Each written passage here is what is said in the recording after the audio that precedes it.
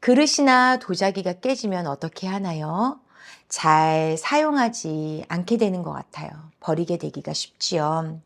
헌데 일본에는 킨치기라는 기법이 있습니다. 깨진 부분에 오칠을 하고 그 위에 금가루나 은가루를 뿌려서 다시 멋진 작품으로 만드는데요.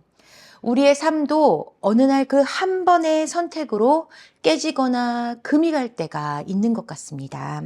다시 원래의 모습으로 돌아가기가 어려운 것 같은 상황이 되기도 하는데요. 그러나 이때도 우리 하나님, 저희를 버리지 않으시고 우리의 깨어진 부분을 드러내셔서 또 그것을 새롭게 하시는 은혜를 덧입습니다. 바로 이것이 회개이며 회복인 줄 믿습니다. 하나님을 향한 시선을 놓쳐서 우리의 삶이 산산이 깨어졌을 때 하나님이 우리를 어떻게 회복하시는지 오늘의 시편 말씀을 통해 알기 원합니다. 자, 첫 번째, 하나님은 죄를 드러내십니다. 다윗은 자신의 삶과 그 이스라엘을 신실하게 인도하시는 하나님께 성전을 지어드리고 싶다고 말했었죠. 그 후에 얼마 지나지 않아서 다윗은 밧세바를 범하고 그의 남편 우리아를 죽게 합니다. 왕이 한 여인을 더 얻는 것이 그리 잘못된 일은 아닐 수도 있습니다. 하지만 아무리 왕이라 할지라도 하나님의 질서를 지키지 않고 그것에 벗어나 탐욕을 행하면 이는 죄가 되는 것이지요. 밧세바에게는 이미 남편이 있었고 그 남편은 살아 있었으며 또한 그 남편은 하나님에게도 충성된 자요 다윗에게도 충성된 또한 군사였습니다. 그럼에도 그 여인을 자신의 정욕대로 품고 그 남편을 죽게 만든 이 다윗의 모든 행동은 하나님이 보시기에 악하였던 것입니다. 이전에 다윗은 왕으로 기름 부음 받았을 때나 또 사울 왕에게 쫓길 때나 이후에 유대나 이스라엘의 그 왕이 되었을 때에도 자신이 아니라 하나님이 왕 되심을 다윗은 인식하고 있었습니다. 그래서 그것을 감사하고 또 하나님 앞에 늘 나아가는 모습들을 보였지만 단 한순간 하나님을 바라보지 않고 하나님을 향한 감사를 놓쳐버리니 죄악된 일을 행하게 된 것입니다. 그리하여 하나님은 나단 선지자를 다윗에게 보내서 그 죄들을 밝히시는데요. 사무엘하 12장 7절부터 9절 말씀을 제가 읽도록 하겠습니다. 나단이 다윗에게 이르되 당신이 그 사람이라. 이스라엘의 하나님 여호와께서 이와 같이 이르시기를 내가 너를 이스라엘 왕으로 기름 붓기 위하여 너를 사울의 손에서 구원하고 내 주인의 집을 내게 주고 내 주인의 아내들을 내 품에 두고 이스라엘과 유다 족속을 내게 맡겼느니라. 만일 그것이 부족하였을 것 같으면 내가 내게 이것저것을 더 주었으리라.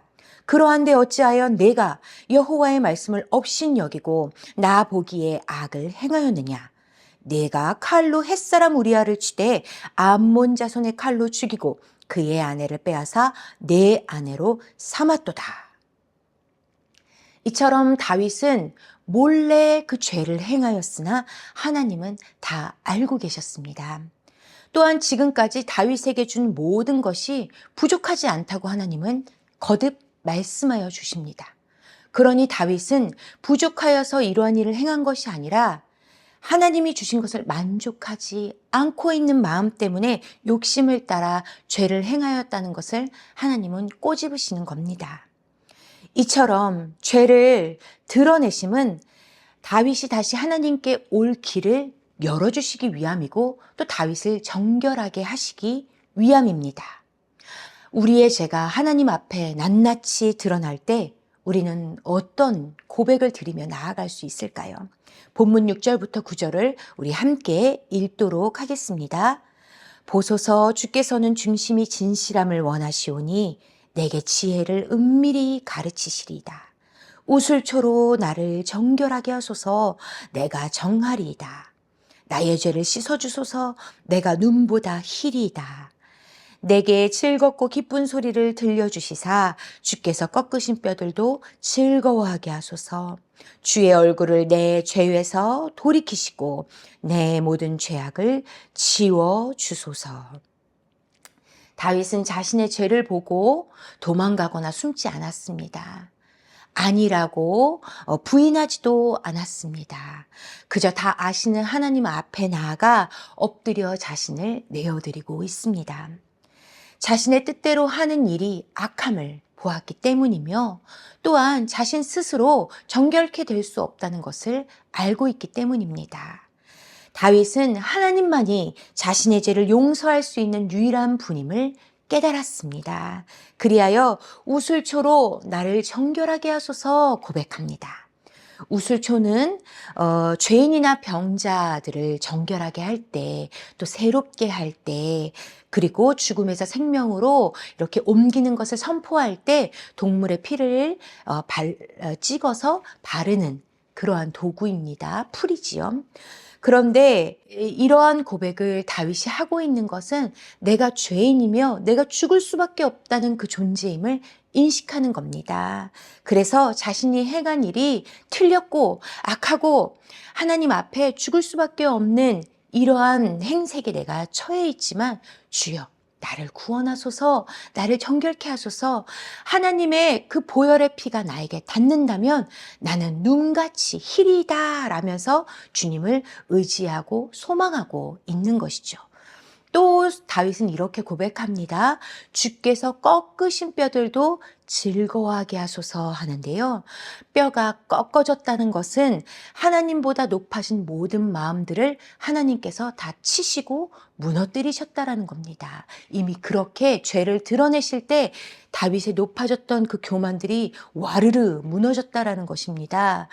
뼈가 꺾이는 것 같은 이러한 부분들 당연히 고통스러움이 따르겠지요. 하지만 이것은 곧 은혜임을 깨닫게 됩니다. 하나님은 죄만 드러내시고 그치시는 분이 아니기 때문이죠. 하나님이 우리를 찢으신 이유는 우리를 낫게 하시기 위함이요. 우리를 치고 꺾으심은 싸매어 회복하시기 위함이기 때문입니다. 이렇게 회복의 과정을 통해서 우리는 하나님을 더 알게 됩니다. 하나님은 우리가 죄인임을 아심에도 사랑하시는 분이라는 겁니다. 사랑하는 자들이 죄에 놓여지지 않고 죄를 떠나서 하나님 안으로 들어와 하나님과 함께 영원히 사는 참된 복을 누리기를 하나님은 간절히 원하십니다. 그래서 하나님은 양과 소의 피가 아니라 그의 아들 예수 그리스도의 피를 우리에게 주셨습니다. 또한 꺾어지고 죽어진 뼈들도 주님의 생기를 불어넣어 다시 새롭게 하시고 온전하게 하시는 주이심을 우리가 믿기를 바랍니다. 아멘. 두 번째, 하나님은 용서하십니다. 다윗은 다른 왕들이 출전할 때 예루살렘에 머물러 있었습니다. 다른 병사들이 지금 다 나가서 싸우고 있는데 다윗은 궁에 있었습니다. 자신의 사명을 내려놓고 안일함으로 있을 때 자기 중심적인 결정들이 일어났다는 것입니다. 만약에 다윗이 하나님 앞에 깨어 있었다면 궁에서도 하나님을 바라보며 백성들과 나라를 위해 기도하였을 겁니다. 하지만 다윗은 한가로이 저녁에 일어나 밧세바를 보았던 것입니다. 이처럼 우리는 하나님을 바라보지 않으면 자꾸만 다른 것을 바라보게 된다는 것입니다. 하와도 그랬죠. 하나님이 먹지 말라고 명하신 그 선악을 알게 하는 실과를 바라보니 어떠했습니까? 먹음직도 하고 보암직도 하고 지혜롭게 할 만큼 탐스러워 보여서 하나님의 말씀을 어기게 된 것처럼 다윗도 밧세바를 볼 때 심히 아름다워 보여서 그 죄악을 행하고 만 것입니다. 보다 라는 이 히브리어 라아는 주목하다, 욕망하다 라는 의미로 단순히 무엇을 보는 것에 그치지 않고 이 내면을 움직여서 행동하는 그 방향을 이끄는 시선을 의미합니다. 그러니 우리가 하나님을 명령하시지 않은 것을 라아 하면 어떻게 되는 겁니까? 죄를 범하게 되는 거죠. 죄에 넘어지게 되고 죄에 묶여 죄의 종이 되는 겁니다. 하지만 하나님을 라아하게 되면 어떻게 되는 겁니까? 하나님의 은혜와 영광을 경험하게 되는 것이죠.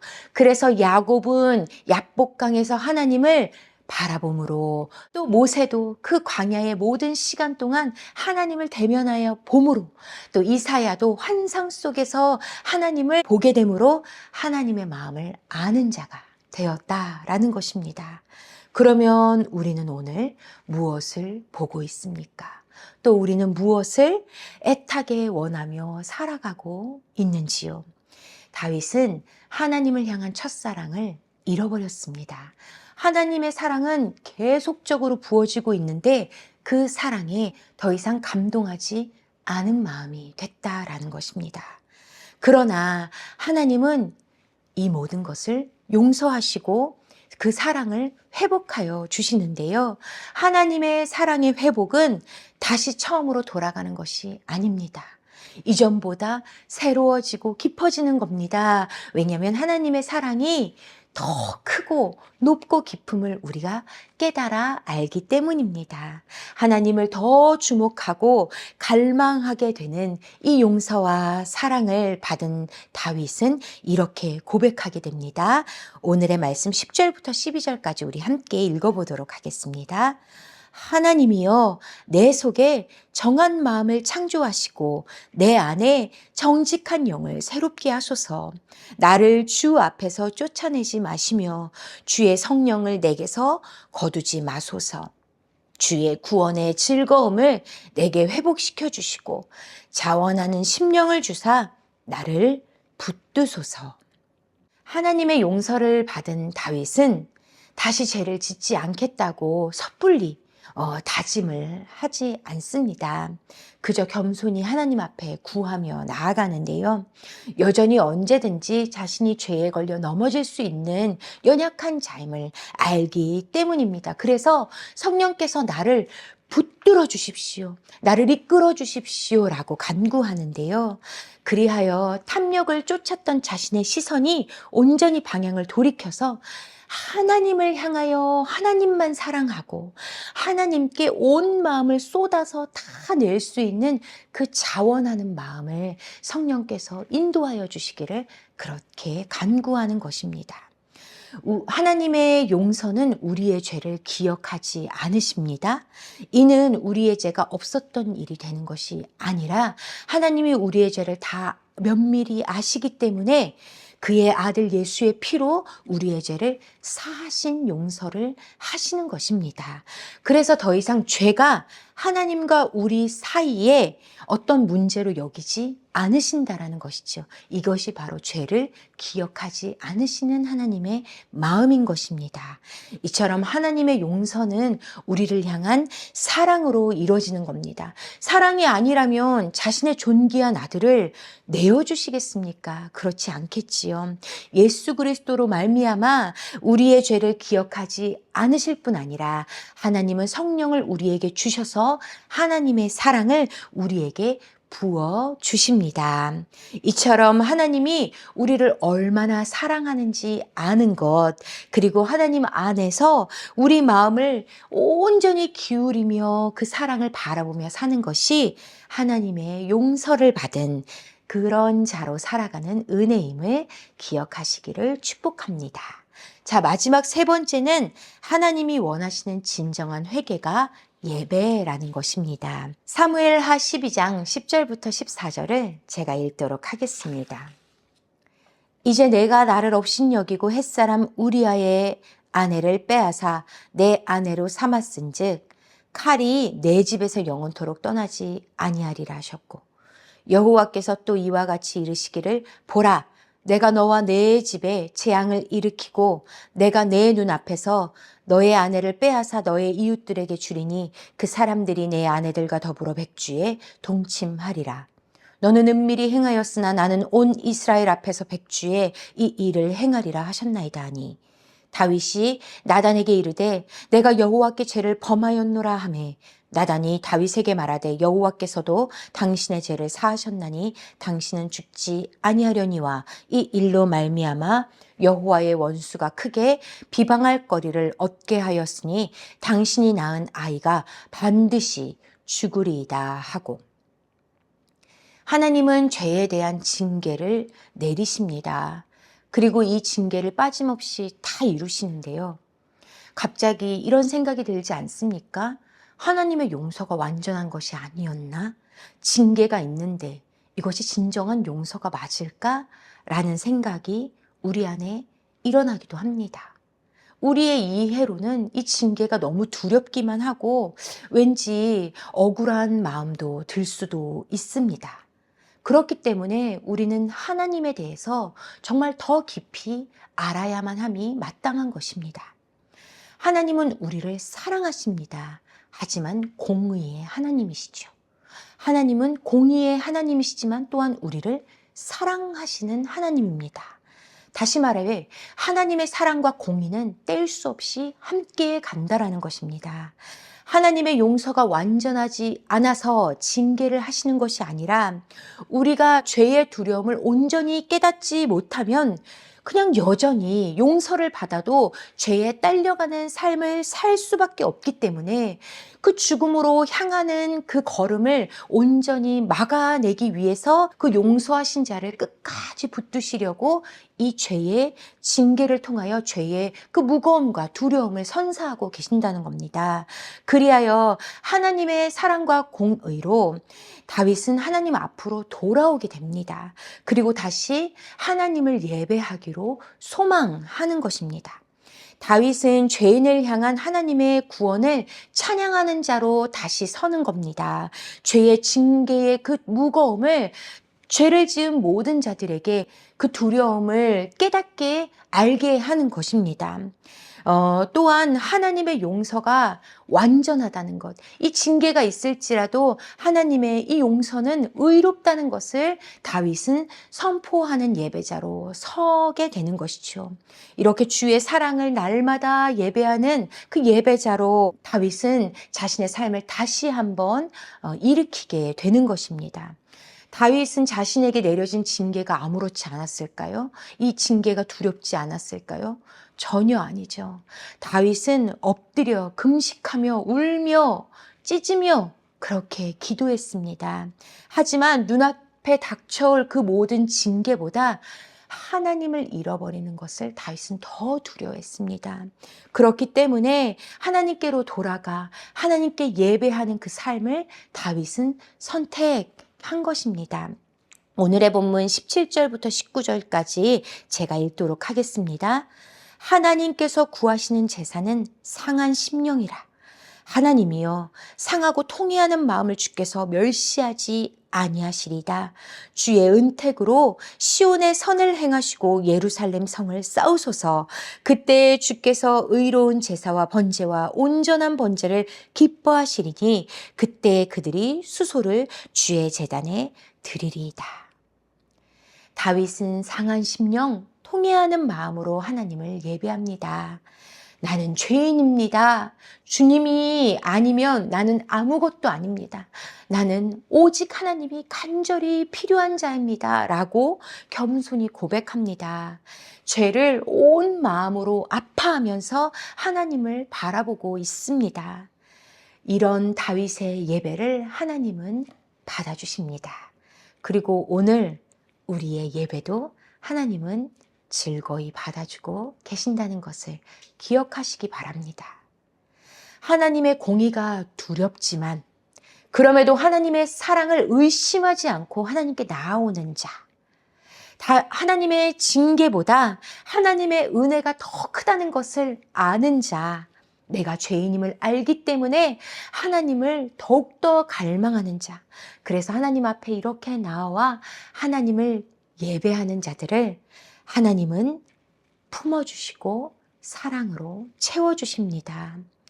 하나님은 이렇게 우리의 삶이 깨어졌을 때 우리를 버리지 않으시고 우리를 새로운 작품으로 만들어주시고 그 가운데 존귀한 은혜를 가득 채워주신다는 사실을 우리 여러분 믿으시기를 바랍니다. 하나님이 우리에게 주신 모든 은혜가 부족하지 않다는 것을 반드시 기억하십시오. 만약 부족하다면 하나님은 분명히 더하여 주실 것입니다. 그리고 우리는 더 이상 죄의 자리에 있지 아니하고 회복의 자리, 곧 하나님의 용서 안에 거하며 주의 생명, 주가 주신 생명을 살아가는 자임을, 그리스도 예수의 보배 피로 그 영원한 생명을 오늘도 살아가고 있다는 것을 반드시 믿으시기 바랍니다. 그러니 날마다 하나님을 바라보고 또 나를 용서하시고 사랑하시는 하나님께 날마다 그 찬양을 새롭게 올려드리는 우리의 삶이 되기를 주님의 이름으로 축복합니다. 아멘.